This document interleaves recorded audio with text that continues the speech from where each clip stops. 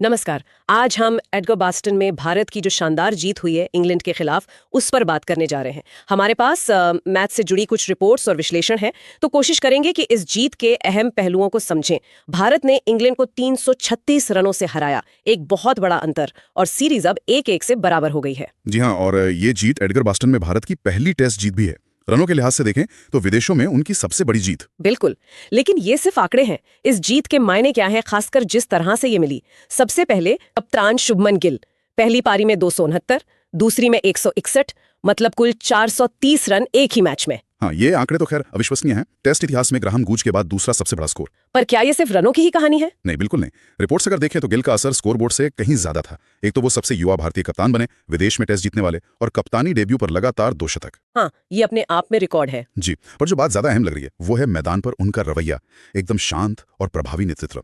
ऐसा लग रहा है कि उनके इस शांत अंदाज ने पूरी टीम में एक नया आत्मविश्वास भर दिया। ये बात तो है। कैसे खिलाड़ी का प्रदर्शन और कप्तानी का तरीका पूरी टीम की एनर्जी बदल सकता है। अच्छा, अब अगर गेंदबाजी की तरफ देखें, जसप्रीत बुमराह नहीं थे टीम में, ये एक बड़ी कमी थी। बिल्कुल, बहुत बड़ी कमी। लेकिन फिर सामने आए आकाशदीप। हाँ, आकाशदीप, क्या कमाल का डेब्यू रहा उनका। जी हाँ, और उनका प्रदर्शन इस जीत में बहुत ही महत्वपूर्ण साबित हुआ। मैच में 10 विकेट लिए उन्होंने, पहली पारी में 4, दूसरी में 6। खासकर जब आपका मुख्य गेंदबाज टीम में ना हो तो किसी भी युवा खिलाड़ी के लिए ये एक सपने जैसी शुरुआत है। सही कहा। रिपोर्ट्स के अनुसार उन्होंने सिर्फ विकेट ही नहीं लिए, बल्कि लगातार दबाव बनाए रखा। इंग्लैंड के बल्लेबाज खुलकर खेल ही नहीं पाए। तो क्या ये सिर्फ आकाशदीप की व्यक्तिगत प्रतिभा थी, या पिच से भी उन्हें कुछ मदद मिल रही थी जिसका इंग्लैंड के गेंदबाज फायदा नहीं उठा पाए? देखिए, ये शायद दोनों का मिश्रण था। आकाशदीप ने परिस्थितियों का बेहतरीन इस्तेमाल किया, इसमें कोई शक नहीं।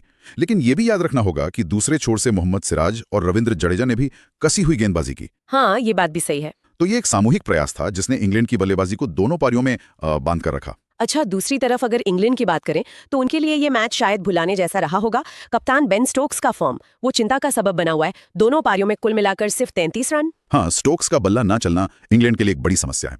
कुछ विश्लेषण तो यहां तक कह रहे हैं कि शायद उनका फोकस अब थोड़ा लिमिटेड ओवर्स पर ज्यादा शिफ्ट हो रहा है, और जब कप्तान फॉर्म में ना हो तो टीम पर असर तो पड़ता ही है। बिल्कुल। और ऊपर से कोच ब्रेंडन मैकलम का ये सार्वजनिक तौर पर मानना कि टॉस जीतकर पहले गेंदबाजी करने का फैसला और पिच को समझने में उनसे गलती हुई। हाँ, मैंने भी पढ़ा है। ये दिखाता है कि शुरुआत से ही उनकी रणनीति पटरी से उतर गई थी। ये काफी बड़ी बात है कि कोच ने खुलकर अपनी गलती मानी। लेकिन क्या इंग्लैंड के लिए इस मैच से कुछ सकारात्मक भी निकला? हाँ, एक उम्मीद की किरण जरूर देखी उनके युवा स्पिनर शोएब बशीर के रूप में।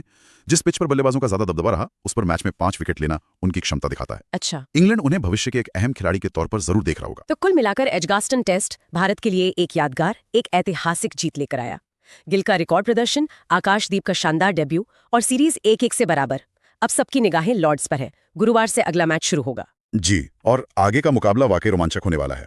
इंग्लैंड अपनी रणनीतियों पर जरूर दोबारा सोचेगा। क्या वो जोफ्रा आर्चर या गस एटकिंसन जैसे तेज गेंदबाजों को वापस लाएंगे? उनकी गेंदबाजी में कुछ बदलाव देखने को मिल सकता है। हाँ, ये देखना होगा। भारत का आत्मविश्वास तो खैर आसमान पर होगा, लेकिन लॉर्ड्स की पिच, वहां का माहौल, वो हमेशा एक नई चुनौती पेश करते हैं। सही है। और यहीं पर एक बड़ा सवाल खड़ा होता है, क्या एजबेस्टन में मिली ये जीत सिर्फ एक मैच का नतीजा है, उस खास हफ्ते के हालात का नतीजा, या फिर ये भारत के बढ़ते आत्मविश्वास और शायद इंग्लैंड की रणनीति में आई किसी दरार का एक बड़ा संकेत है, जो लॉर्ड्स जैसे ऐतिहासिक मैदान पर सीरीज की दिशा तय कर सकता है? इस पर सोचने के लिए बहुत कुछ है।